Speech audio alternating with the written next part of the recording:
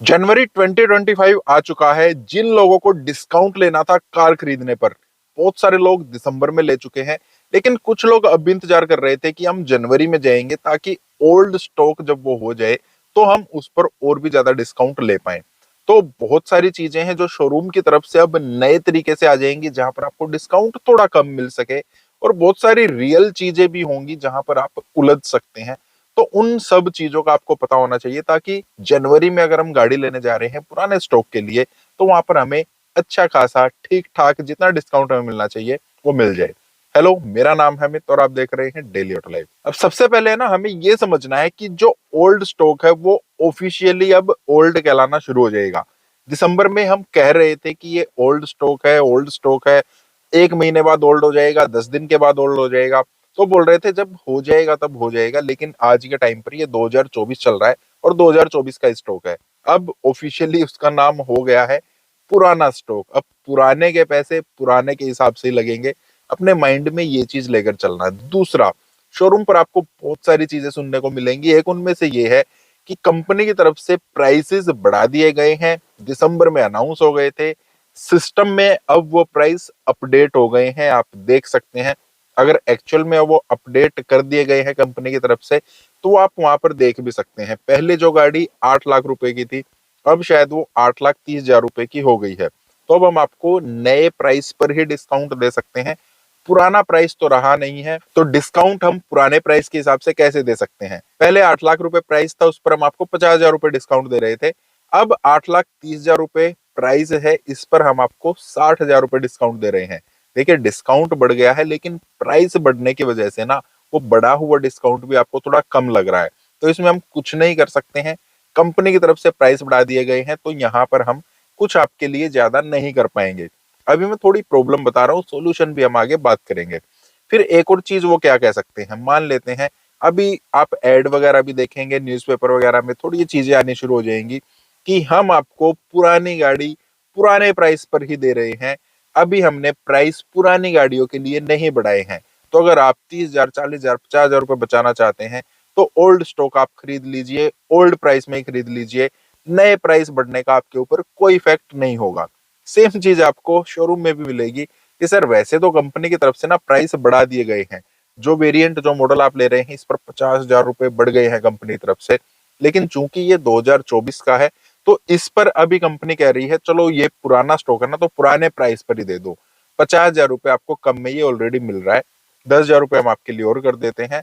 तो चलिए आपको 60,000 रुपए डिस्काउंट मिल जाएगा, चलिए 10,000 रुपए और कर देते हैं, 70,000 रुपए डिस्काउंट में मिल जाएगा। तो यहाँ पर भी काफी सारे लोग फंस जाते हैं। बहुत सारे लोग बोलेंगे हाँ यार ठीक ही कह रहे हैं, प्राइस बढ़ चुके हैं, पुराना स्टॉक है तो पुराने प्राइस में ही देंगे, हमें तो 50,000 रुपए बच ही रहे हैं।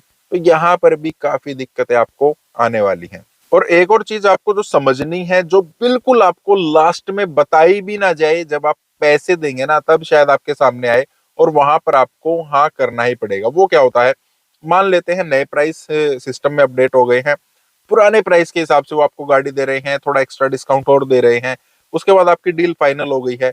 फिर आप आरटीओ चार्जेस देते हैं, इंश्योरेंस चार्जेस देते हैं, वहां पर वो बोलेंगे सर देखिए सिस्टम में जो आज के टाइम पर प्राइस है ना, एक शोरूम प्राइस है, उसी के ऊपर आरटीओ चार्जेस कटते हैं, गवर्नमेंट की फीस हमें उसी के ऊपर देनी होती है। इंश्योरेंस जो कंपनी है ना गाड़ी की वैल्यू नए प्राइस के हिसाब से लगाती है। तो जो लास्ट ईयर अगर आपने कुछ भी पता किया होगा या लास्ट ईयर जो भी प्राइस थे, आरटीओ चार्जेस थे, अब वो मान्य नहीं है। नए प्राइस के हिसाब से मान लेते हैं पहले 8 लाख पर 8% या 6% के आप 6% के हिसाब से आपको 48,000 रुपीज देने पड़ रहे थे। अब 8.5 लाख रुपए प्राइस हो गया गाड़ी का, तो 50,000 रुपए पर भी आपको 6% और बढ़ गए हैं। मतलब लगभग 3-3.5 हजार रुपए आपके चार्जेस और बढ़ जाएंगे और वो बढ़ेंगे।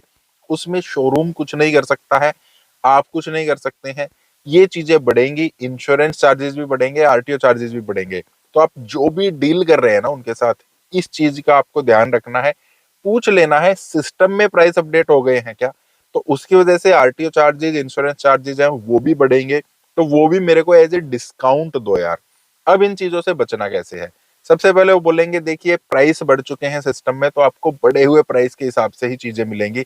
अब कंपनी ने प्राइस बढ़ा दी है तो हम इसमें क्या कर सकते हैं?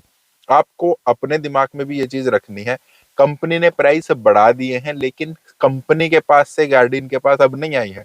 गाड़ी इनके पास पहले से ही खड़ी है, जो प्राइस इन्होंने पहले पे कर दिया है उसके हिसाब से गाड़ी खड़ी है। तो आपको ये बोलना है यार कंपनी ने बढ़ा दिए होंगे कोई बात नहीं, लेकिन ये गाड़ी जो है ना पहले की खड़ी है। मैन्युफैक्चरिंग आप इसकी दिखा दो यार कब की है, आपको पता लगेगा 3 महीने पहले 2 महीने पहले की मैन्युफैक्चरिंग है। आप ये दिखा दो यार आपके पास ये गाड़ी आई कब है, दिसंबर में आई है, नवंबर में आई है, तो मैं तो उस हिसाब से ही लूंगा ना। मेरे लिए तो आज भी ये गाड़ी तब की गाड़ी है, पुरानी गाड़ी है, पिछले साल का स्टॉक है, तो मैं नए प्राइस क्यों दूंगा। और मोस्ट ऑफ द केस में आप देखेंगे कंपनी प्राइस नहीं बढ़ाती इतनी जल्दी। अभी लगभग 15 जनवरी तक काफी सारी कंपनीज नहीं बढ़ाएंगी, वो इसी वजह से रखेंगी कि प्राइस बढ़ने वाले हैं, पुराना स्टॉक है, तो पुराने प्राइस के हिसाब से हम आपको दे रहे हैं। और अगर बाई चांस बढ़ा भी देती है, बाई चांस की बात अगर बढ़ा देती है, तो आपको डिस्काउंट मांगना है यार, मैं तो पुराना स्टॉक ले रहा हूँ। अगर मेरे को बढ़े हुए प्राइस के हिसाब से पैसे देने हैं तो फिर मैं नया स्टॉक लूंगा ना, मैं पुराना स्टॉक क्यों लूंगा। 10 20 30 हजार रुपए बचाने के लिए मैं क्यों यार इतना वो करूंगा। एटलीस्ट 50 60 हजार रुपए का तो मुझे फायदा हो ना, तब तो मैं ले सकता हूँ। अदरवाइज कोई बात नहीं, छोड़ो यार, मैं तो 2 महीने के बाद ले लूंगा। आप मार्च में फिर से डिस्काउंट वगैरह दोगे तो मैं तो तब ले लूंगा।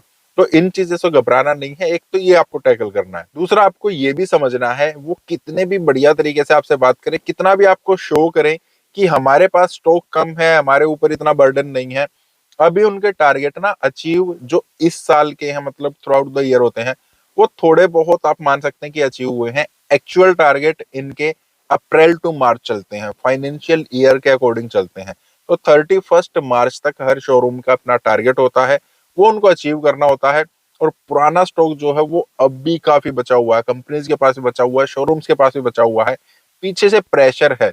तो इतनी जल्दी आपको हार नहीं माननी। अगर आप वाकई चाहते हैं कि आपको बढ़िया डिस्काउंट मिले, तो आप बढ़िया तरीके से ना उनके साथ नेगोशिएट कर सकते हैं।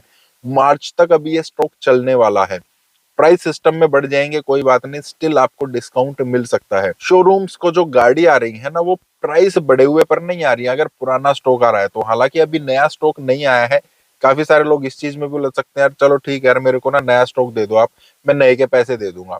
तो बोलेंगे सर नया तो अभी आया ही नहीं है, आपको लेना पड़ेगा, यही लेना पड़ेगा और इसी प्राइस पर लेना पड़ेगा। तो वहां पर भी उलझना नहीं है, थोड़ा सा पेशेंस रखना है। जो लोग ज्यादा जल्दबाजी करेंगे ना उनके ज्यादा चांसेस हैं कि वो एक्स्ट्रा पैसा देकर आए, उनको बढ़िया डिस्काउंट ना मिले। वेट गेम आप खेल सकते हैं, थोड़ी सी वेटिंग आप उनको कराइए, थोड़ी सी वेट आप भी कर सकते हैं। आज नहीं तो कल उनका वापस आपको फोन आ जाएगा। आपको यही बोलना है, अगर फोन पर भी बात होती है ना, वो बोले सर आप गाड़ी की प्लानिंग कर रहे थे, आप आए थे, क्या रहा। ठीक है यार मैं प्लानिंग कर रहा हूँ, सब कुछ ठीक है, लेकिन प्राइस नहीं जच रहा है। पुरानी गाड़ी के लिए, पुराने माल के लिए मैं इतना पैसा नहीं दे सकता हूँ। अगर मेरे को देना है ना तो फिर मैं नए का इंतजार कर रहा हूँ।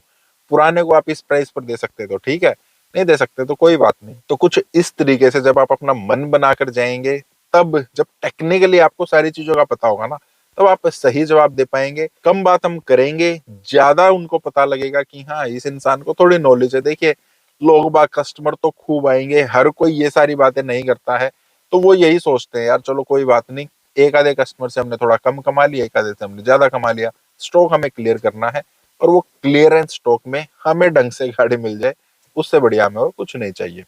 फिर भी आप कुछ कहना चाहते हैं, आप कुछ पूछना चाहते हैं इस बारे में, तो आप कमेंट कर सकते हैं। इस टाइप की वीडियो से आप लाइक करना, चैनल को सब्सक्राइब करना। मिलते हैं, थैंक यू।